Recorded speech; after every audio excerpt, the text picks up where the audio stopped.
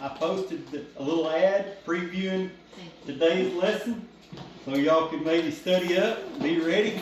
This is definitely going to be a two-part lesson. Today's lesson might not come as much of a surprise or a shock to you, but I can guarantee you next week I've got some stuff to cover directly out of the Bible that I don't think many people know, but it's directly out of the Bible. Everything coming directly out of the Bible. It is. I'm gonna give you some information next week that is pretty good. So I'm gonna build up to it this week. This part everybody's probably pretty familiar with, but we gotta know this part to get to the next. If I kind of had to title it, I'm saying this is the details of David's curse. Whenever he had Uriah killed and had an affair, had Bathsheba married, and all this stuff, had the child with Bathsheba, and Nathan the prophet come in, told him the story about the lambs. The rich man had a lamb, and the poor man, or the rich man had a whole bunch of lambs, and the poor man only had one, and he took the poor man's lamb and fed it to his guest and made David super angry. And I'm going to pick up right there, and we're going to talk about this curse that God put on David, that Nathan the prophet told David. I'm going to start 2 Samuel chapter 12, verse 5. And David's anger was greatly kindled against the man, and he said to Nathan, As the Lord liveth, the man hath done this thing shall surely die, and he shall restore the lamb fourfold, because he did this thing, and because he had no pity. And Nathan said to David, Thou art the man. Thus saith the Lord God of Israel, I anointed thee king over Israel, and I delivered thee out of the hand of Saul, and I gave thee thy master's house, thy master's wives into thy bosom, and gave thee the house of Israel and of Judah. And if that had been too little, I moreover have given unto thee such and such things.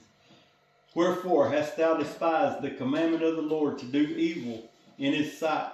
Thou hast killed Uriah the Hittite with the sword, and hast taken his wife to be thy wife, and hast slain him with the sword of the children of Ammon. All right, here comes the curse. Listen to this. 4 parts to this curse.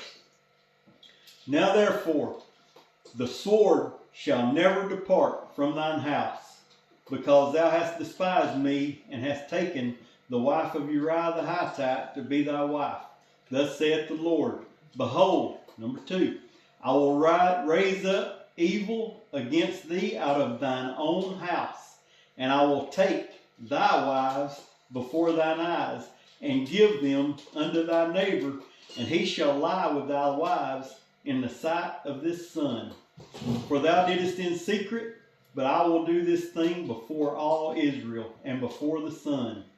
And David said unto Nathan, I have sinned against the Lord. And Nathan said unto David, The Lord also hath put away thy sin. Thou shalt not die. Howbeit, because by this deed thou hast given great occasion to the enemies of the Lord to blaspheme. Number 4, the child also that is born unto thee shall surely die. So, the 4 things. The sword will never depart from your family. Evil would rise from within David's own house. Number 3, his wives would be taken publicly. David sinned in secret, but God is going to reveal it publicly. Number 4, the child would die. David fasted, prayed, worshiped. The child still died. All right.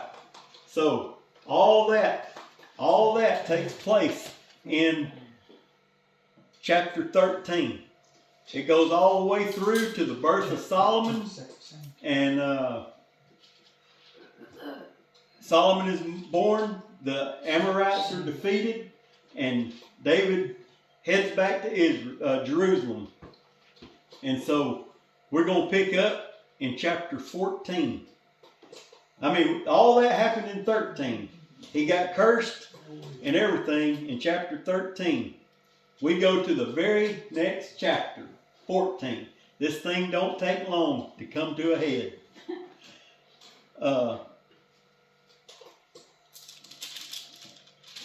I'm sorry, did I say 14? I meant 13. 13. We went from 12, all that happened in chapter 12. Now we're picking up in chapter 13. I'm sorry, I might have been off of one. Chapter 13, verse 1. And it came to pass after this, talking about all that stuff that just happened. David, Bathsheba, Solomon, everything, all that. Came to pass after this, that Absalom, the son of David, had a fair sister, whose name was Tamar. And Amnon, the son of David, loved her. All right, I'm going to stop right there. There's a lot in that one verse. This guy,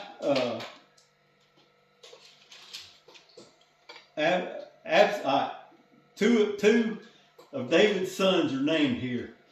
Amnon, who is the firstborn son of David. That's David's oldest son. That's important. And then he says there was a girl named Tamar. That was David's daughter from a different wife. And Tamar had a brother named Absalom. Absalom and Tamar were from the same mother. This other guy, Amnon, the oldest, he was from a different wife. So you got Absalom and Tamar are from one, they're true brother and sister. And Amnon is half brother. Alright, and Amnon is the oldest. I mean, just listen to this story. Verse 2.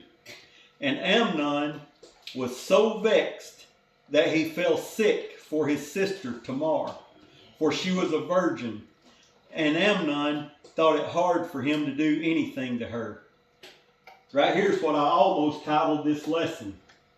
But Amnon had a friend. I started to title this lesson, Amnon had a friend. Amnon had a friend whose name was Jonadab, the son of Shemiah, David's brother. And Jonadab was a very subtle man. Whenever the Bible calls somebody subtle, that ain't good. That means they are good at tricking people. That means I took it the wrong way. I thought it was a good thing. I did too. subtle. I'm glad he cleared that up. Subtle mean, that's what the Bible said about the serpent in the Garden of Eden. It said the serpent was more subtle than any other animal. But here, this guy Jonadab, David's nephew, David's brother's son, his nephew. You know, David and his kinfolks have a crazy relationship, but this is it. So Jonadab, he is all about seeking favor.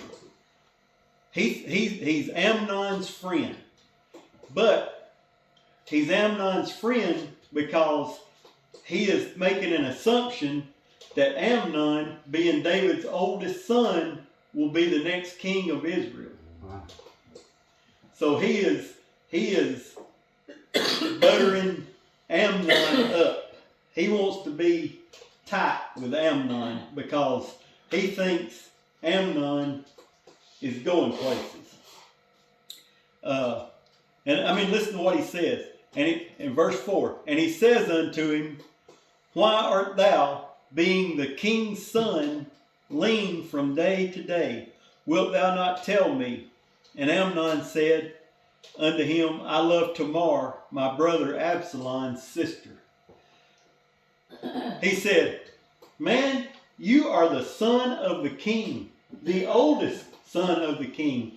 How can you not have a smile on your face every day? You are set for life. I would give anything to be in your spot. and you walking around here with a frown. What in the world is going on? Tell me, let me help you. And so Jonadab says, I'll tell you what to do. Verse 5. And Jonadab said unto him, Lay thee down on thy bed, and make thyself sick. And when thy father cometh to see thee, say unto him, I pray thee, let my sister Tamar come and give me meat, and dress the meat in my sight, that I may see it and eat at her hand. And Amnon lay down and made himself sick. And when the king was come to see him, Amnon said unto the king, I pray thee, let Tamar my sister come and make a couple of cakes in my sight, that I may eat of her hand. And David sent home to Tamar, saying, Go now to thy brother Amnon's house, dress him meat. So Tamar went to her brother Amnon's house. He was laid down, and she took flour and kneaded it, and made cakes in his sight, and did bake the cakes. And she took a pan and poured them out before him, but he refused to eat. And Amnon said, Have out all the men from me. And they went out, every man from him. And Amnon said to Tamar, Bring the meat into the chamber, that I may eat of thy hand. And Tamar took the cakes which she had made, and brought them into the chamber to Amnon her brother. Alright, so Amnon said, Alright, all you men folks, guards, whatever, get out. And then he told Tamar, let's go back here in the bedroom, and I'll eat back there. Just me and you. And when, verse 11, and when she had brought them unto him to eat, he took hold of her, and he said unto her, Come, lie with me, my sister. And she answered him, Nay, my brother, do not force me, for no such thing ought to be done in Israel. Do not do this folly. And whither shall I cause my shame to go? As for thee, thou shalt be as one of the fools in Israel. Now therefore, I pray thee, speak unto the king, for he will not withhold me from thee. So she says, hey, wait a minute. Don't take me by force. This is not right. Mm-hmm. She said, just ask the king, and we can do this the right way. If you want me that bad, let's do it the right way. Don't take me by force, because I'll be ruined for life, and you'll be ruined for life. You'll be like a fool, and no man will have me because I've been violated. Right. And she says, don't make both of us, ruin our lives. Do it the right way, and everything will be okay. But he wouldn't have it. He wouldn't have it. Verse 14, howbeit, he would not hearken unto her voice, but being stronger than she, forced her, and he lay with her. Listen to 50. You think that's crazy? I'm fixing to show you crazy. Verse 15. Verse 15 says, Then Amnon hated her exceedingly, so that the hatred wherewith he hated her was greater than the love wherewith he had loved her. And Amnon said unto her, Arise, and be gone. And she said unto him, There is no cause. This evil in sending me away is greater than the other that thou did to me. But he would not hearken unto her.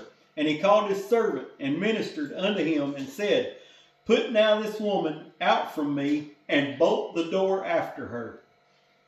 So after he done what he wanted to do, Threw her out.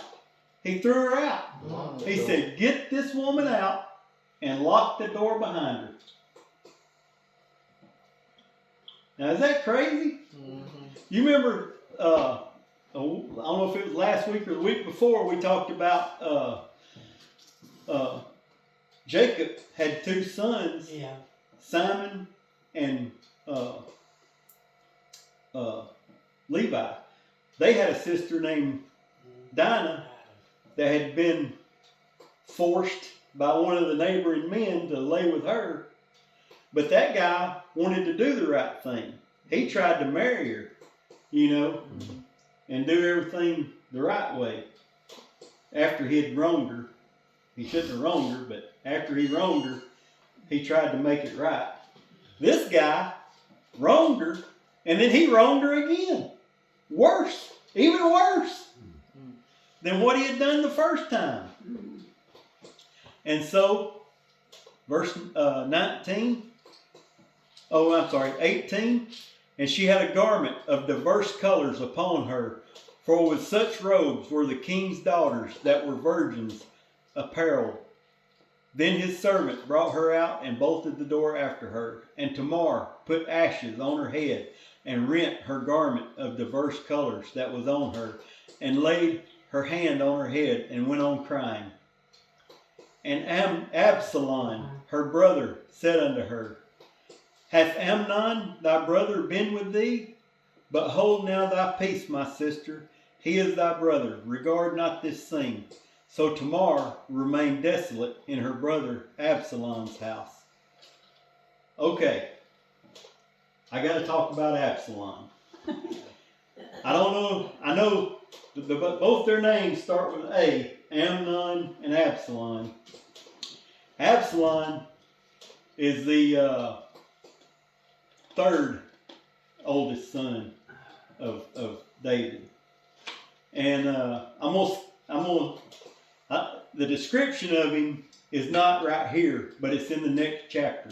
I'm only going to read the description of Absalom so y'all get an idea of what this guy looks like, who he is, and everything. Absalom. If you look at chapter 14, verse 25, it says, But in all Israel there was none to be so much praised as Absalom for his beauty. From the sole of his foot even to the crown of his head, there was no blemish in him. And when he polled his head, that means when he cut his hair, for it was at every year's end that he polled it, because the hair was heavy on him, therefore he polled it. He weighed the hair of his head at 200 shekels after the king's weight. Every year, once a year, Absalom had his hair cut, and it weighed 5.3 pounds. Just for reference, the average person shaves their head, it weighs anywhere from a quarter pound to a half pound. Absalom's weighed over 5 pounds. I got it wrapped up a lot. He was good looking. Bible says he was good looking. There wasn't a blemish to be found on him from the sole of his feet to the top of his head. And even back in those days, a beautiful head of hair was highly coveted. Yeah, but he was a Sasquatch. You can't name, even today, I cannot. I remember when I was younger, I had a thick head of hair. One time we went to Las Vegas in 2008, and I thought of this. And we went out to eat in a fancy restaurant, and first thing the waiter said when we walked in, was, "Oh man," he said, "here's the guy that I wish I had the hair of." He wished he had my hair. And I was in my 30s then, and I had a thick head of hair, but it's gone now. And but Absalom had a beautiful, thick head of hair, on top of being really good looking, not a blemish on him. And it says he had three sons and one daughter, and he named his daughter Tamar because of her beautiful countenance. So, all right, so that's Absalom. Absalom, I'm telling you right now. And then, but in 2 Samuel, I'm going to skip ahead also and read one more verse about Absalom. 2 Samuel 18 and 19, it says that Absalom was riding his mule through the forest, and that beautiful head of hair got caught in an oak tree, and he got hung there, and the enemy come along and killed him. That beautiful head of hair cost him his life. Yes. But and then that's in our story, but it's later on. We'll talk about that next week. But I want you to know who Absalom was and everything. He would have been. I'm telling you, if Absalom hadn't have died, he would have been the next king of Israel. Solomon wouldn't have been king. It would have been Absalom. Absalom was he had the. You remember King Saul? Yes. Whenever he picked King Saul, the Bible says Saul was the best looking man in Israel and the tallest.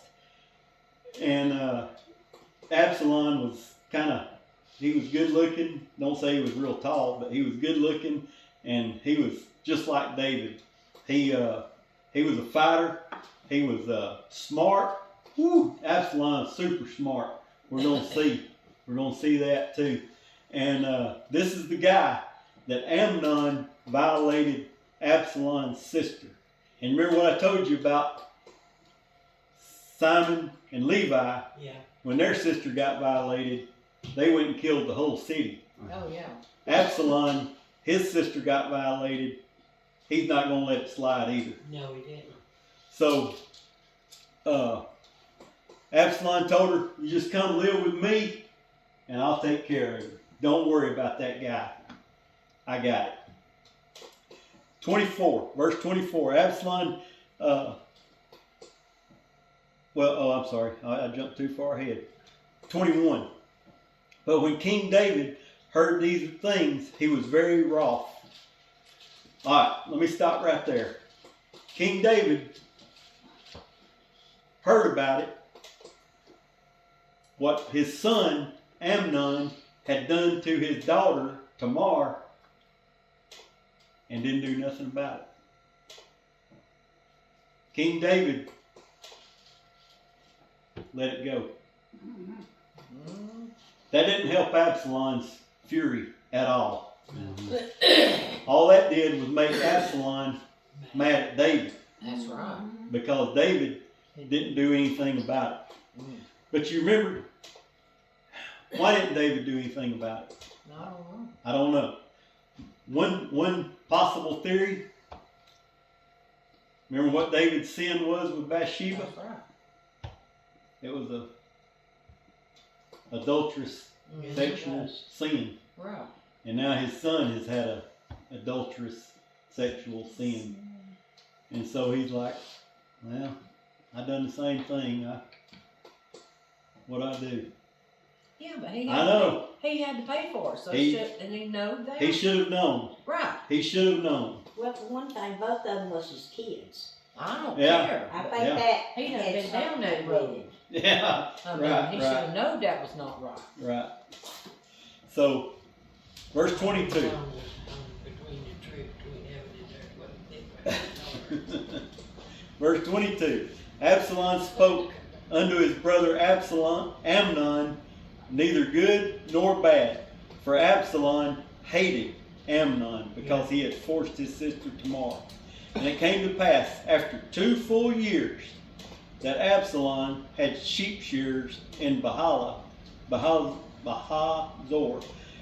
which is beside Ephraim, and Absalom invited all the king's sons. And Absalom came to the king and said, Behold now, thy servant hath sheep shearers. Let the king, I beseech thee, and his servants go with thy servant. And the king said to Absalom, Nay, my son, let us not all go, lest we be chargeable unto thee. And he pressed him, howbeit he would not go, but blessed him. All right. So Absalom is having this sheep shearing festival, is what I'm going to call it. This is a big celebration time. And Absalom, he's waited 2 years. Remember, I told you Absalom's smart. He's smart. He's waited 2 years, hadn't said nothing. Hadn't said nothing about Amnon. Hadn't told nobody. Hadn't said, I'm going to get that guy or anything. He ain't spoke good. He ain't spoke bad about him. Nothing. He's just been silent for 2 years. He ain't said nothing.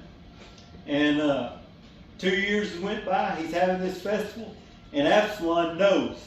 He knows David won't go to this festival. Mhm. But he begs him. He goes, he says, it's part of the plan. Part of the plan. He goes, David says, come on, y'all, you and all the king's sons, servants, the whole parade. I want y'all all to come to the festival. And David said, no, we don't want to be chargeable. What he meant by that was, we don't want to be, it's too big, it's too much, it's too many, because when the king goes, he has to have the guards, he has to have the military. Think about the president. When the president goes Yeah. on vacation or something, what all it takes, it's a big deal. And he knew David wouldn't, and Absalom said, I'll pay for it. I'll do it all. I'll take care of everything. And David said, oh, that's too much. You can't afford all that. It ain't worth it. It ain't worth all that. He's like, no. And Absalom said, oh, come on, Dad. Come on. Let's do it. I want you to be there. He knows the whole time David's not going. He knows David ain't going to go. So David, he says, nay, not going to do it. Not going to go. And so verse 26, Absalom says, well, and it says, Absalom, if not, I pray thee, let my brother Amnon go with us. Mhm. And the king said unto thee, why should he go with thee? But Absalom pressed him, and he let Amnon and all the king's sons go with him. David knew right then. David knew. Absalom? What you want Absalom to go for? I ain't heard you talk about him in 2 years. And now you want him to go? Mhm. What's up with that? David knew. Yes, he did. David knew. He knew. But he said, all right, let him go. Verse 28. Now Absalom commanded his servants, saying, mark ye now, when Amnon's heart is merry with wine, and when I say unto you, smite Amnon, then kill him, and fear not. Have not I commanded you? Be courageous, be valiant. So Absalom tells the people, his servants and all, when the time is right, I'm going to tell you, kill him. And you kill him. And don't worry about it, because I told you, I'll take all responsibility. Get him. And so the servants, 29, the servants of Absalom did unto Amnon as Absalom commanded. Then all the king's sons arose, every man got upon his mule and fled. And it came to pass, while they were in the way, that tidings came to David, listen to this, saying, Absalom hath slain all the king's sons, and there is none left of them. Then the king arose and tore his garments and lay on the earth, and all his servants stood by with their clothes rent. Guess who shows up? And Jonadab, the son of Shemiah, David's brother, answered and said, let not my lord suppose that they have slain all the young men, the king's sons, for Amnon only is dead. For by the appointment, listen to this, for only Amnon is dead. For by the appointment of Absalom, this hath been determined from the day that he forced his sister Tamar. Now therefore, let not the Lord the king take the thing to his heart, to think all the king's sons are dead, for only Amnon is dead. Jonadab was smart too. He figured it out that quick. He said, now, Absalom's been mad about Tamar 2 years. He killed Amnon. He didn't kill all the rest of them. He just killed that one. It's okay, king. Don't worry about it. Remember, he's seeking favor too. He's trying to be a friendly guy. 34. But Absalom fled, and the young man that kept the watch lifted up his eyes and looked. Behold, there came much people by the way of the hillside behind him. And Jonadab said unto the king, behold, the king's sons come. As thy servant said, so it is. He said, see, I told you, there's all your sons except Amnon. I told you it was okay. Keep that in, remember me. I'm your friend. And it came to pass, came to pass as soon as he had made an end of speaking, that behold, the king's sons came, lifted up their voice and wept, and the king also, all his servants wept. But Absalom fled and went to Talmi, the son of Ammihud, king of Geshur. David mourned for his son every day. So Absalom fled and went to Geshur, and was there 3 years. And the soul of King David longed to go forth unto Absalom, for he was comforted concerning Amnon, seeing he was dead. Alright. No coincidence, Absalom fled and went to Geshur. Why did he go to Geshur? Well, if we go back in 2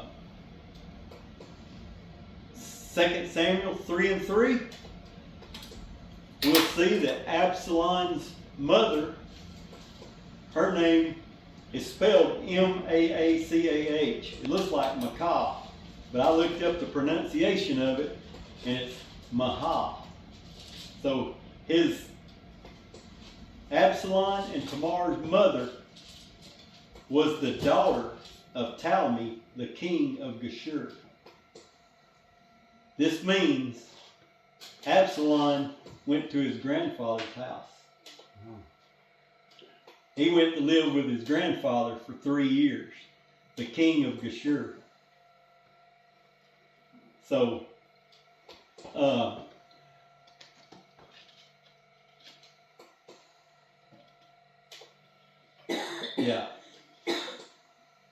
You know, like one time, I know I need to get on with the story, but I got one more thing to talk about. David had several wives. Yeah. And so that means, these children from this wife, they have extended family that the children from this wife don't have, right? I mean, so that makes for a pretty big extension, I remember one time, I don't mean to offend anybody by this or whatever, but when my kids were little, around Christmas time, they would know different kids, that parents had been divorced a couple of times, maybe, and they might have 2 or 3, 4 sets of grandparents.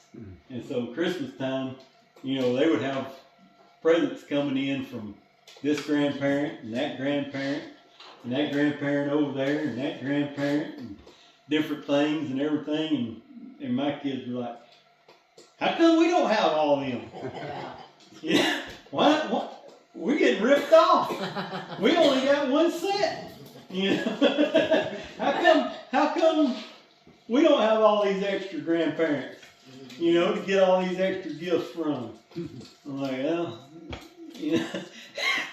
that's what happens. And so that's kind of, I don't know what made me think of that, but that's what I thought of when Absalom went to live with his grandfather over in Geshur. I don't know what made me think of that. So, but I'm gonna try to cover chapter 14 right quick, and I'm gonna end it here. I'm not gonna read it because chapter 14 is one of those stories in the Bible that is really hard to just read and understand. I don't know why it's like that, but I'm gonna break it down for you. I don't know if y'all are familiar with who Joab was, but Joab was the captain of David's guard. He was also David's nephew. Joab was the son of David's sister. There we go with kinfolks again. Yeah. Joab and David had a funny relationship. It was a love-hate relationship. And Joab was really like the number 2 guy. He was the captain of the guard. He was like right underneath David. And that's where he wanted to be. Joab was super smart too. Joab knew, he was subtle. he was very smart. He was very perceptive, very smart. And he sees what's going on. So 3 years, Absalom has been gone for 3 years. And Joab, it calls him the son of Zeruiah. When I did a lesson about this a long time ago. When I was like, man, I got to find out who this guy Zeruiah is. He had 3 sons, and all 3 of them were part of David's mighty men. And I'm like, man, this guy must have been something else. Zeruiah is David's sister. It's got to be the only woman in the Bible that every time these are mentioned, that's what they call them, the sons of Zeruiah. It's David's mother. It's not a man. It's David's mother. But Joab, the son of Zeruiah, perceived the king's heart was toward Absalom. So Joab, he's always worried about the kingdom.